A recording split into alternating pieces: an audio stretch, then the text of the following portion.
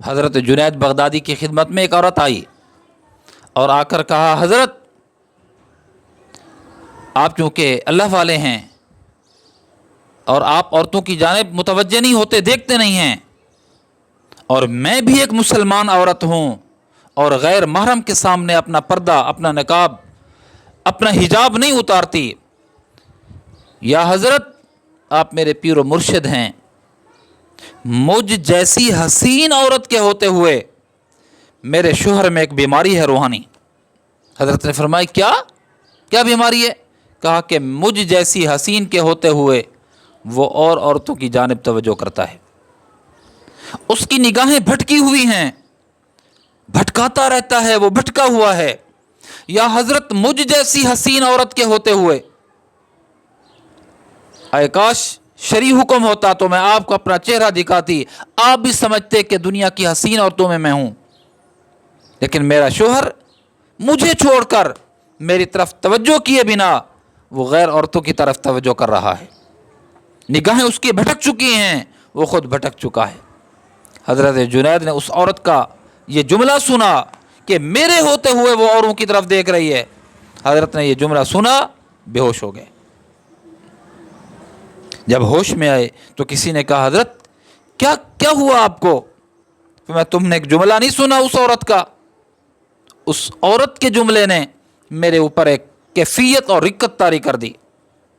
اور پھر وہ حدیث قدسی یاد آ گئی۔ کیا کہا حضرت اس عورت نے؟ میں اس عورت نے یہ کہا کہ مجھ جیسی حسین عورت کے ہوتے ہوئے میرا شوہر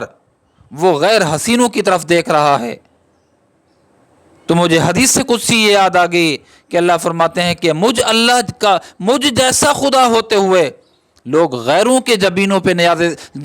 نیاز کو جھکا رہے ہیں، لوگ مجھ جیسے خدا کے ہوتے ہوئے دوسروں کے آستانوں پہ جا کر منت منوتی مانگ رہے ہیں، اور مجھ جیسا خدا ہوتے ہوئے وہ غیر کی جانب ملتفت ہو رہے ہیں۔ بس یہ تھا، یہ حدیث قدسی مجھے یاد آئی، اور اس عورت کے اس جملے کی وجہ سے یاد آئی، تو جس کی وجہ سے میری یہ کیفیت ہو گئی۔ اللہ کے ہوتے ہوئے بندہ غیر کی طرف توجہ کرے۔ ارے ماں باپ کے ہوتے ہوئے بندہ اگر کسی اور سے دست سوال دراز کرے، ماں کے ہوتے ہوئے، باپ کے ہوتے ہوئے، اور کی شفقت کا متمنی و منتظر ہو، تو کتنا برا لگے گا ماں کو، کتنا برا لگے گا باپ کو کہ بھائی ہم ہیں، ہمارے ہوتے ہوئے، ہمارے اخلاص میں، ہمارے خلوص میں، ہماری بے لوث محبت میں کوئی کمی نہیں ہے، اس کے باوجود بھی دوسری طرف جانب توجہ کر رہا ہے۔ ارے ابا اگر اس چیز کو برداشت نہیں کرتا